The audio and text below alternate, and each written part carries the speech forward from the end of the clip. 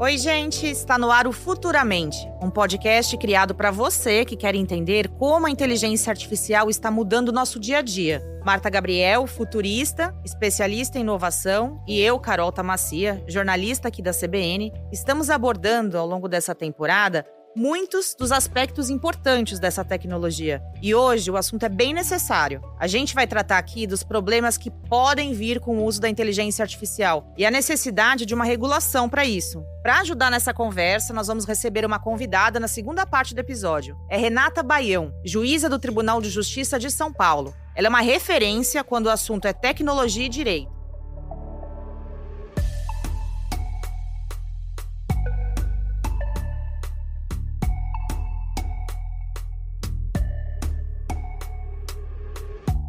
Marta, bom, vamos começar aqui falando de riscos e ameaças da IA. Me fala, do que eu tenho que ter medo? Na realidade, eu falo assim, que você não está nervoso, você não está entendendo o que está acontecendo. E nós vamos falar justamente hoje sobre como, quando ela aprende, se a gente não leva para um caminho de ética, de moral, a gente fez aquela analogia que a IA é como filhos digitais. Da mesma forma que se você educa seu filho num caminho de moral e ética, independente do que ele aprenda e faça, você vai garantir que a base da forma como ele vai direcionar as ações vão estar para o lado bom, justo, né? Que é isso que moral e ética busca. Se você não tem isso, você realmente tem que ter medo de qualquer pessoa, né? Tanto que tem um autor de livro que eu adoro, que é o Victor Sacks. Ele tem um livro que é A Paideia e o Homem Íntegro do Século XXI, que eu assisti uma palestra dele há uns 20 anos atrás, que ele fala assim, pega uma criança que ainda não foi educada, né? E ainda está ali, acabou de entrar no mundo, que você ainda não tem uma formação nesse caminho. Ela é mais perigosa do que um adulto que às vezes é um bandido, porque ela aperta um botão para destruir o mundo sem saber que está fazendo isso, ou ela aperta porque ela está irritada com alguma coisa. E uma das coisas que ele falava na época, inclusive com relação a filhos, né? Eu sei que o nosso papo aqui não é de educação, mas que muita gente acaba dando poder antes de dar ética, antes de dar moral e ética. Então, por exemplo, seu filho está irritado porque ele chegou da escola e brigou com alguém e não conseguiu se relacionar. E aí, em vez de você ensinar ele a se relacionar e eventualmente ele pode estar errado, você fala, não fica chateadinho, você quer tirar toda a dor e você leva para comprar um tênis novo, você leva para tomar um lanche num lugar bacana. Então, você não ensinou sobre aquele problema, sobre aquele sentimento que ele teve? Isso, e não ensinou a lidar com as nuances da ética, né? Porque a ética não é rígida. A ética, na realidade, ela depende de todos os pares que estão ali, de negociar. Tanto que eu brinco que etiqueta é uma ética pequenininha que a gente negociou para comer bem, um aguentar comer com o outro, né? A gente ter um comportamento adequado. Tanto que a etiqueta no Brasil é diferente da etiqueta de comer na Ásia, que é diferente na Europa. Então, essas etiquetas que a gente adquiriu na internet, na realidade a gente combinou, não tem um código fixo. Tudo isso para falar o quê? A IA aprende. E se ela aprende ganhando poder mais rapidamente do que ela ganha ética, é perigoso. Tanto que eu brinco assim, inteligência sem amor, sem humanidade, é cruel. Se você começa a aumentar a inteligência, razão, e você não coloca parâmetros humanos, a sociedade, a civilização, ela descamba, ela não consegue dar conta, né? Então, se você voltar lá para os antigos gregos, basicamente é por meio de código de ética, de a gente desenvolver os próprios, né, entre nós, a ética que a gente consegue desenvolver a civilização. Sem isso, a gente não consegue não tem sustentabilidade de uma sociedade, não tem. E eu brinco também que a ética, ela é um substituto do amor. O que acontece? Quando você ama alguém, seu filho nasceu, você tem um par, tem seus pais, as pessoas que você ama, você naturalmente pensa no bem delas e no bem do relacionamento automaticamente, faz parte da sua configuração biológica. As pessoas que você ainda não ama, que você acabou de conhecer, ou fazem parte do mundo, que não fazem parte do seu círculo ali mais próximo, ou do amor, a ética te dá o comportamento necessário para que a gente consiga conviver sem que um avance e faça mal, prejudique o outro. A IA está sendo usada hoje, e há bastante tempo já, para fins militares. E para fins militares, você ensina que ela eventualmente pode matar alguém, certo? Robô, com IA, autônomo, etc. Como é que ela depois vai saber? Todo mundo tem seu lado da história, certo? Aí você vai passar algum tempo, você fala assim, não, esse pode matar, esse não pode. Se nem a gente aqui, a gente tem todas as nossas leis para tentar decidir Quem pode, quem não essa pode. Essa questão militar, esse uso militar tá realmente complicado. O New York Times fez um artigo outro dia, por exemplo, a guerra da Ucrânia com a Rússia, né? Tá falando que a Ucrânia se transformou num vale do silício para o desenvolvimento de armas autônomas. Mas ainda falando de medo, eu queria entender individualmente. O que eu posso fazer individualmente para lidar com esse medo que eu tô dessa tecnologia, por exemplo? Como que a gente combate o medo? A principal ferramenta para combater o medo é o conhecimento. É o conhecimento, em qualquer área. A gente paralisar não é uma opção, né? Não é opção. O medo ou ele paralisa ou ele faz você... na maior parte das vezes ele paralisa, né? Ou ele faz você também... o medo nem sempre é ruim, tá? É bom a gente falar isso aqui, porque o medo muitas vezes ele é sinal de alerta para que você não se destrua. Ele tá te dando uma proteção. Uma proteção para que você saiba que se tem que fazer algo. Sim. E aí, como é que a gente vence isso? Com conhecimento, que aí você sabe onde que ele é devido, aonde ele não é devido. Eu acho ótimo ter medo de, por exemplo, ficar ali no parapeito da janela sem nenhuma proteção, muito bom, né? Porque o medo do meu organismo está me dizendo que isso não pode ser. Agora, muitas vezes a gente tem medos infundados ou atua na direção errada. Então, qual é a melhor maneira? Conhecer. Por isso que até a gente recomenda aqui, que se você pegou esse episódio, que você pegue o primeiro, o segundo, que faça uma jornada, que essa primeira temporada é justamente para que você entre nesse universo para combater o medo e se sentir poderoso o suficiente para começar a atuar, né? A gente tá indo numa crescente, é legal acompanhar desde o primeiro, porque tem essa linha de raciocínio mesmo. Bom, um dos riscos da IA, a gente tá falando de medo, das ameaças, a manipulação. É uma coisa que a gente sabe que tem várias formas de manipulação. Uma delas de gerar conteúdo enviesado, né? Como é que funcionam, Marta, esses vieses? Viés nem sempre é manipulação. Os vieses, muitas vezes, eles são herdados de dados ruins. Toda IA aprende com dados, de uma forma ou de outra. Nem que não tenha dados, ela vai tentar conseguir dados. Então, vou dar um exemplo de aprendizagem, né?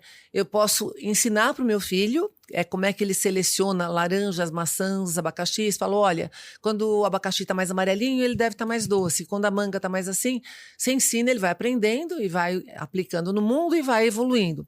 Mas você aprende por tentativa e erro, observando e analisando e testa. Então, a gente tem várias formas de aprender. Então, a aprendizagem supervisionada, que é quando alguém vai lá te ensinar algo. Tem a aprendizagem semi-supervisionada, você aprende um pouquinho, depois você continua com o resto. E tem essa que é de tentativa e erro, que robô também aprende, IA também aprende dessa maneira. O que acontece?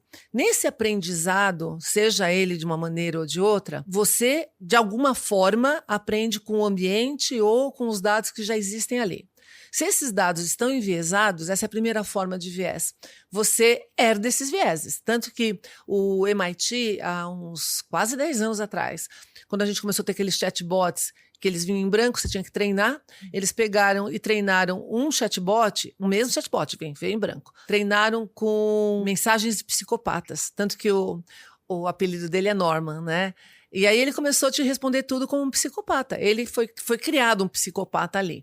Então, os dados, se eles estão... Por exemplo, a gente tem muitos dados no mundo que são machistas, ou dados que acabam sendo racistas, dados que são julgamentos anteriores ou comportamentos anteriores que são aprendidos. Então, eu brinco que assim, né? Tem uma frase que a gente fala na ciência da computação que é shit in, shit out. O que entra no sistema é bom, sai bom. É ruim, sai ruim. Imagina com IA que você automatiza isso. E agora estão sendo também criadas IAs que representam... A gente tem os agentes hoje, né? É uma forma de você ter uma figura, uma persona numa IA, e aí você pode configurar vários agentes representando vários tipos diferentes de interesses para que esses agentes ajudem a testar. Já que eu não posso consultar todo mundo, eventualmente isso é impossível, então a gente começa a ter, pela própria IA, alguns caminhos de tentar questionar, porque é assim que a gente acaba tirando o enviesamento, né? Os enviesamentos, todo mundo é enviesado, gente. Não existe gente sem viés, porque o ser humano, nosso cérebro, ele tem vieses, e os vieses são desenvolvidos por vários motivos, ou por sobrevivência, a própria tecnologia ajuda a desenvolver viés, etc. Então todo mundo é enviesado. Como é que a gente se desenviesa? Pelo viés do outro. Então, se eu estou num lugar muito diverso, o seu viés me desenviesa, porque você começa a olhar coisa que eu não estou vendo. E eu começo também a questionar coisa que você não está vendo. Todo algoritmo, ele tem um objetivo. Você não faz um algoritmo para ele ficar explorando o mundo. Pode ser um objetivo esse, né? Mas ok. O algoritmo ele tem um objetivo. Então, o que seria um algoritmo? Imagina que eu estou fazendo um algoritmo para cozinhar de uma maneira mais saudável. Eu tenho um objetivo, cozinhar de maneira mais saudável. E aí perceba como ele tem um viés. O meu viés, como mãe, talvez, eu quero um algoritmo que a comida sempre saia saudável. Meu filho pode achar uma droga esse algoritmo, porque ele quer uma comida que seja gostosa. Então, basicamente, ou se você tem um viés, às vezes, para fazer a comida gostosa, às vezes você abre mão da parte saudável. Então, se pegar, por exemplo, os algoritmos de redes sociais, o que eles têm de objetivo? Não é que você seja mais feliz, ou é que você compre mais ou que você dedique mais atenção para que você tenha algum outro resultado. O terceiro nível é o nível da programação. Por quê? A pessoa que programa, ela tem vieses inconscientes. Para começar, é a linguagem que ela sabe ou que ela acha importante colocar no programa ou não. E por último, para mim é um dos mais difíceis a gente resolver, que são os vieses sociais. Por quê? Quem que realmente está discutindo sobre o futuro da IA? E isso é um problema hoje porque, em vez de a gente dar igualdade para todos, a gente talvez esteja aumentando o gap, né, entre quem acessa e quem não acessa. Eu lembro que em 2018 foi o primeiro evento assim, do MIT, no Vale do Silício, que eu fui que falava de IA. Antes falavam de tendências, a IA começou a entrar no radar como uma tendência forte em 2018. E aí, nesse evento, tinha muita palestra, foi quando eles começaram, quase não tinha palestra técnica, tá? A discussão é exatamente disso, que como vai ser o futuro da IA, tinha a China falando lá até 2030, o que eles queriam fazer, papapá, eu estou acompanhando isso desde lá de trás, mas muitas palestras eram sobre moral e ética de IA, renda básica universal, e como que a gente faz para resolver. Aí uma hora, aquilo começou a me incomodar num grau, porque todo mundo falando que para você fazer a parte de ética, tem que estar todo mundo ali, que é legal, que não sei o quê. Aí eu falei, gente, olha só, tem algo muito errado aqui. Porque a gente está no Vale do Silício, para vir para cá, para mim, pelo menos, demora 24 horas. O voo custa os olhos da cara. O evento custa os olhos da cara. Uhum. O hotel custa os olhos da cara no Vale do Silício. E eu tenho que falar inglês e tenho que ter visto. Que tal? Você está falando o quê? Com a minoria da minoria? Com alguém que é da parte, né?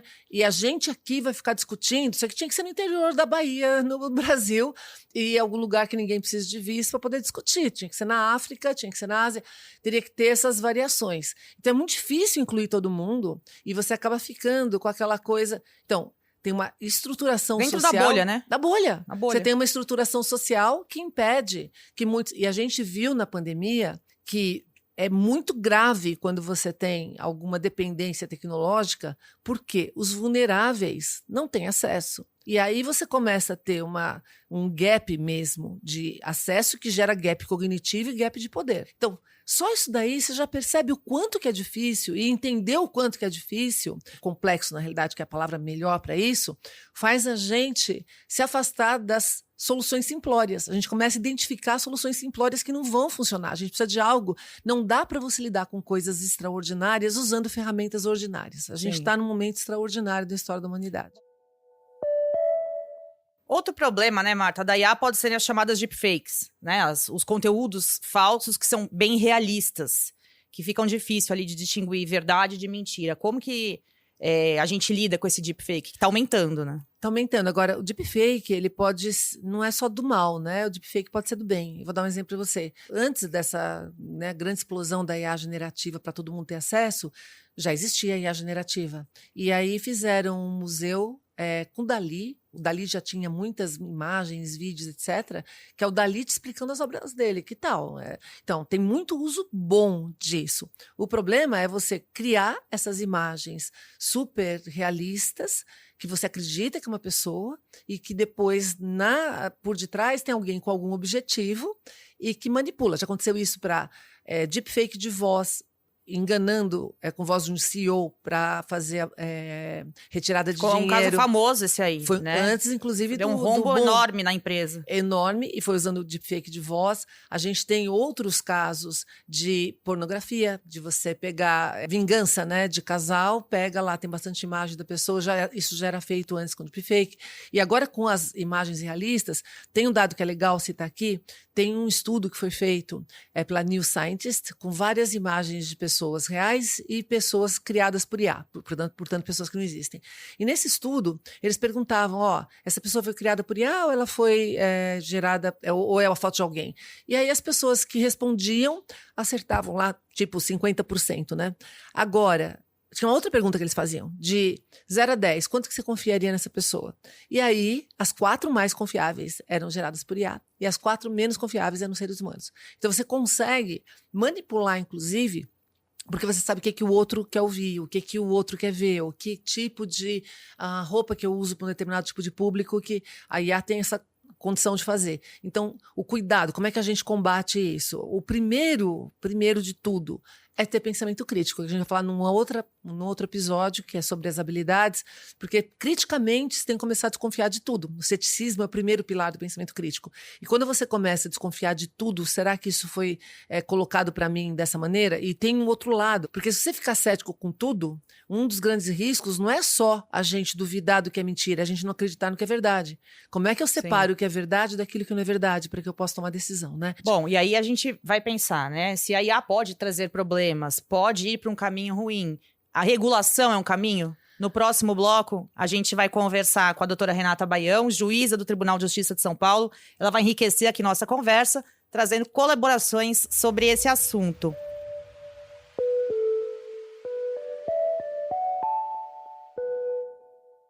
Bom, então a gente recebe agora a Renata Baião, como prometido, juíza do TJ, vai conversar aqui com a gente, Renata, sobre essas questões de regulação, todo mundo de cabelo em pé para discutir se isso é possível ou não. Eu queria primeiro dar um contexto aqui, né? Esse ano de 2025, ele vai prometer intensos debates sobre regulação no Brasil, né? A gente está nesse pé agora. Passou pelo Senado e agora está tramitando na Câmara dos Deputados um projeto que regulamenta a inteligência artificial aqui no Brasil. Esse texto ele vai ser uma espécie de marco regulatório, né, com as regras para o desenvolvimento e o uso de sistemas de inteligência artificial. Então, Renata, uma pergunta bem fácil, bem simples. Você acha possível regulamentar a inteligência artificial? Bem-vinda. Muito obrigada, é uma alegria estar aqui. Ao lado da Marta Gabriel, que é uma referência, e já puxando uma fala dela do primeiro bloco, que é a principal lente que nós temos que ter nesse momento. Nós não podemos tratar problemas complexos com soluções simples. Problemas complexos se resolvem com soluções complexas. Mas nós devemos começar por algum lugar. O começo parte justamente de estabelecer, por exemplo, uma taxonomia que venha a ser comum, parâmetros de risco de cada aplicação que sejam também comuns com relação ao uso de IA, que uso vai ser proibido, que uso tem um alto risco, que uso tem um risco de média gradação. E o PL, ele traz esses elementos iniciais também inspirado até na regulação europeia de inteligência artificial. Me parece que é um excelente ponto de partida. Você achou um bom projeto de lei esse que está tramitando? Ele é um bom projeto de lei na medida em que ele é um bom ponto de partida. Tá. Por quê? Nós estamos diante de um problema complexo. Problema complexo que é transfronteiriço, que tem que lidar com culturas diversas, que tem que lidar com soluções diversas e com aplicações diversas. Todas as regulações têm que conversar entre si. Porque, por exemplo, nós estamos utilizando ChatGPT, DeepSeek e outras ferramentas que são de países diferentes, que foram desenvolvidas de forma diferente, que têm estruturas diferentes. Por exemplo, o DeepSeek é open source. Então, ele cria um mecanismo de incentivo para sua integração em processos que, eventualmente, o ChatGPT não tem. Então, toda essa regulação tem que conversar entre si. É um excelente ponto de partida? É suficiente? Talvez não. Além disso, nós temos que pensar também na regulação da IA de forma setorial. Porque existem atividades que vão se revelar muito mais arriscadas com relação à própria questão da automatização das decisões e dos processos, que vão demandar, de repente, uma participação humana em cada etapa para a avaliação desses resultados muito mais relevante. Enquanto outras atividades de automação de decisão menos arriscadas, como, por exemplo, e veja, nem é tão menos arriscada, porque o uso de um Waze que te indica um caminho pode eventualmente te colocar numa situação de perigo, se te coloca numa região mais perigosa da cidade, assim por diante. Mas a gente delega bastante para o Waze os nossos destinos. Não é tão arriscado como, por exemplo, o uso de IA para questões envolvendo militares ou armamentos bélicos. Então, ou às vezes na medicina. Ou na medicina, né? Embora na medicina a gente esteja vendo soluções incríveis, mas são sim arriscadas e determinam a necessidade da análise humana daquele processo. Como a Marta também pontuou no início, e é muito difícil falar depois dela, né? Porque ela... é sempre um desafio pra gente. É sempre um desafio, né? Quanto mais tecnologia, mais humanidade nós precisamos ter. E não é para menos que todas as regulações trazem a necessidade da transparência e da participação do ser humano nessas etapas. E o nosso PL também faz isso. A gente vê, então tem essa discussão no legislativo, né? Mas e o judiciário? Você acha que o judiciário está preparado? É muito interessante porque na evolução da tecnologia nós já tivemos, por exemplo, uma sentença que foi anulada porque ela foi datilografada e só assinada por um juiz. Então a incorporação de novas tecnologias sempre causa um certo grau de assombro. O CNJ, ele não ignora a inovação, ele tinha uma resolução, a 332 ou 322, que se mostrou insuficiente com a popularização de ferramentas de IA generativa. Foi instaurado um grupo de trabalho que fez uma pesquisa extensa sobre o uso de ferramentas de IA no Poder Judiciário, tanto por juízes quanto por servidores. E a partir dessa pesquisa, esse grupo de trabalho elaborou a nova redação da resolução, que ainda não tem número. Mas também, o que ela estabelece? Uma taxonomia, para que a gente entenda o que é um usuário interno, um usuário externo, o que é um sistema de IA, para que ela estabeleça parâmetros de utilização, parâmetros para a segurança dessas informações. Ou seja, permita a incorporação desses recursos de uma forma segura, sempre com a validação humana do que essas ferramentas venham a produzir. E embora haja uma preocupação com a IA generativa, existe também previsões que vão falar da IA preditiva, que nem sempre uma boa previsão é uma boa decisão. Uhum. E muitas vezes uma boa previsão não é uma boa decisão. Porque tem toda uma questão que envolve quais foram os critérios utilizados para fazer essa previsão. E esses critérios são os mesmos que eu vou usar para tomar a decisão?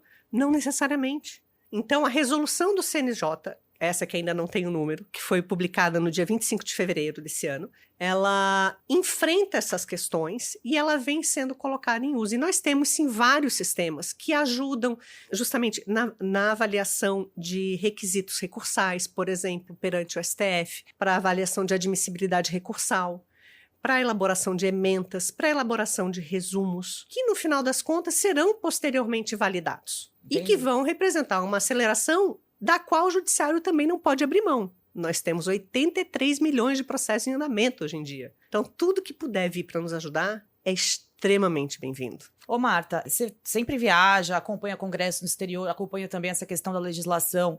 Eu queria entender um pouco, a gente está marcando aqui, né, um pouco aonde o Brasil está, mas eu queria entender um pouco Estados Unidos, União Europeia, como que eles estão com essa questão da regulação? Então, todos eles estão discutindo, ninguém tem nada pronto. A União Europeia, já há bastante tempo, antes inclusive da IA, ela é mais conservadora e mais preocupada, tanto que o LGPD vem inicialmente e pode ver que na Europa várias coisas não podem ser feitas e podem ser feitas nos Estados Unidos, então é mais aberto nos Estados Unidos, mas a gente tem uma questão, e o Brasil, a gente ainda está atrás, né? A gente acaba se inspirando, vem atrás.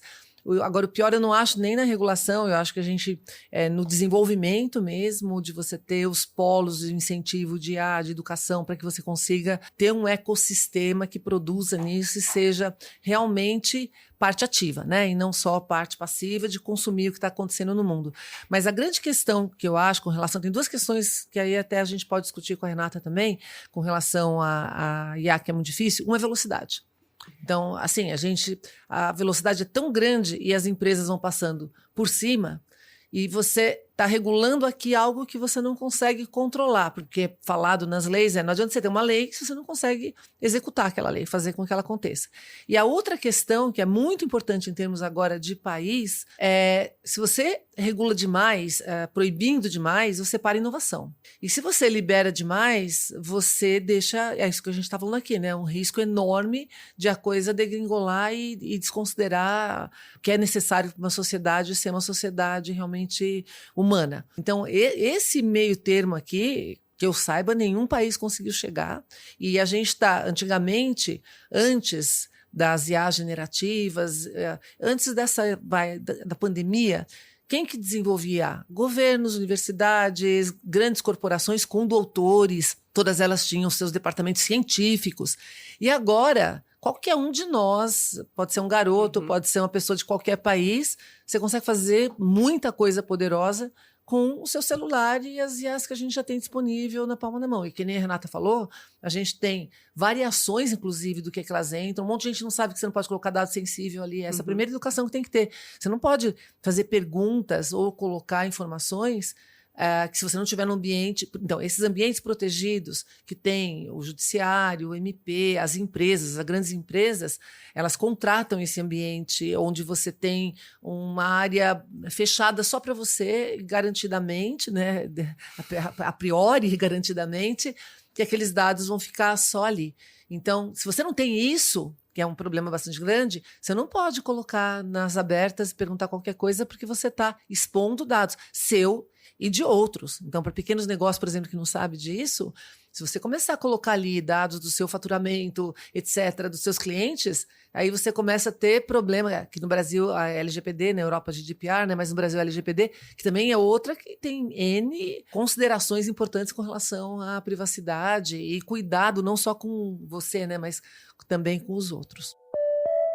E a IA, falando em restrição de liberdades e tal, ela pode ser usada também para vigilância em massa, né? Porque aí como é que você vai garantir, né, justamente a segurança da pessoa sem que seja restringida a liberdade? Acho que na China, por exemplo, né, que tudo é com facial e tal. Tem um documentário que chama Coded Bias, que são duas pesquisadoras, professoras, e elas fazem essa análise dos vieses dessas ferramentas, inclusive de vídeo, né? Que você agora, até para ter acesso nos lugares, você utiliza. É muito interessante, porque assim, a gente fala da China, eu sou muito humilde, né? Acho que a gente falou no primeiro episódio, né, da teoria das baleias, lá da humildade.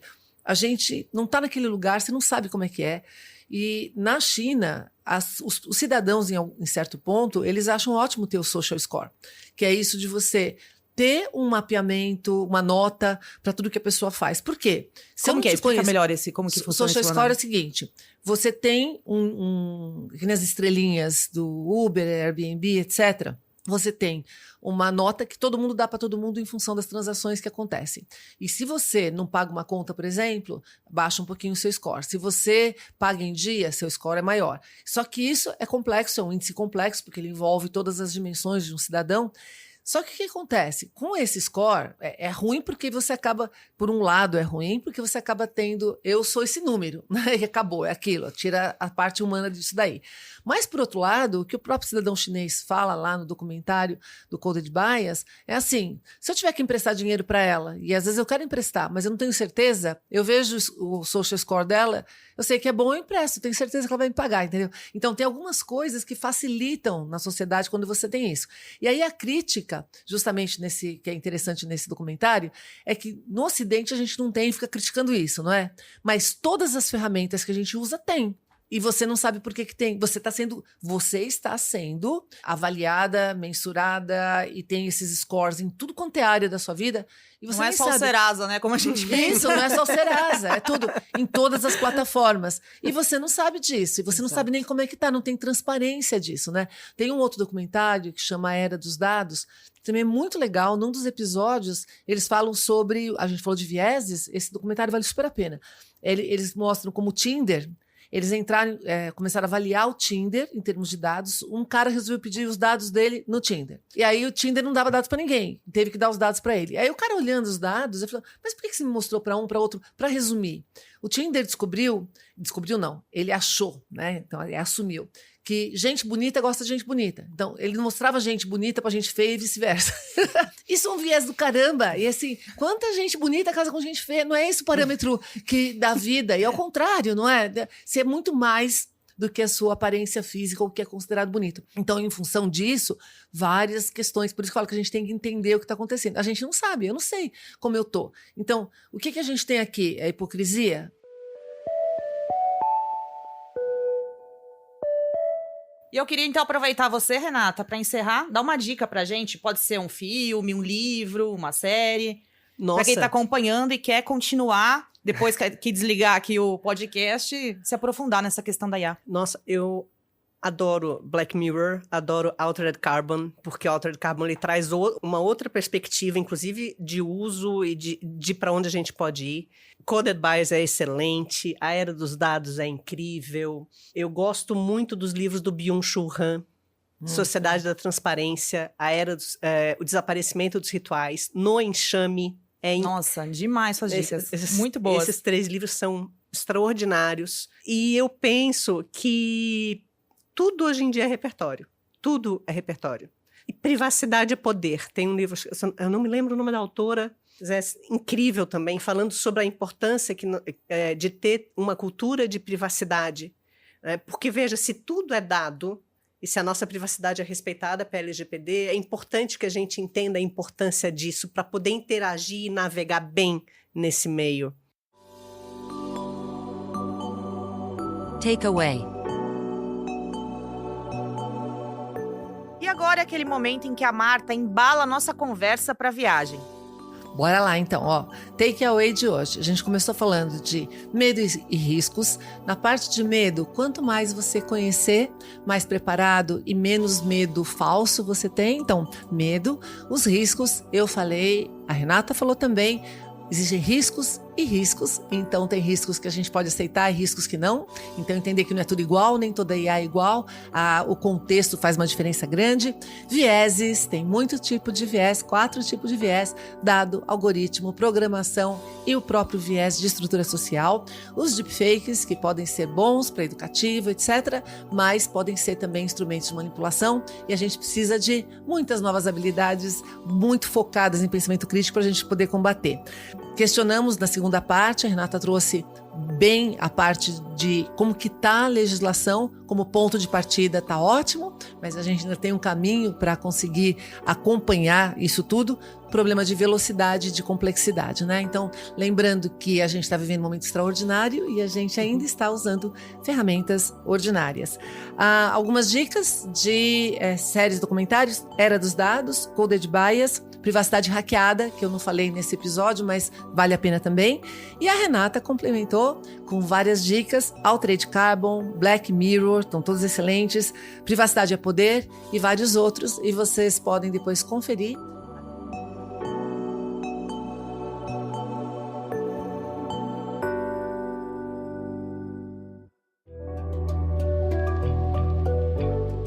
Bom, lembrando que você pode interagir com a gente pelo Instagram da CBN, que é o @CBNOficial. O Instagram da Marta Gabriel é @MartaGabriel. Da doutora Renata, que acompanhou aqui a gente hoje, deu depoimentos brilhantes, é @RenataB. Além também do WhatsApp da CBN, é 11 9911 9981 ou pelo e-mail futuramente@cbn.com.br. Esse podcast teve a apresentação de Marta Gabriel e Carol Tamacia. Edição e finalização é de Ellen Menezes. E aqui um detalhe curioso, as trilhas e vinhetas do podcast a Ellen criou com inteligência artificial.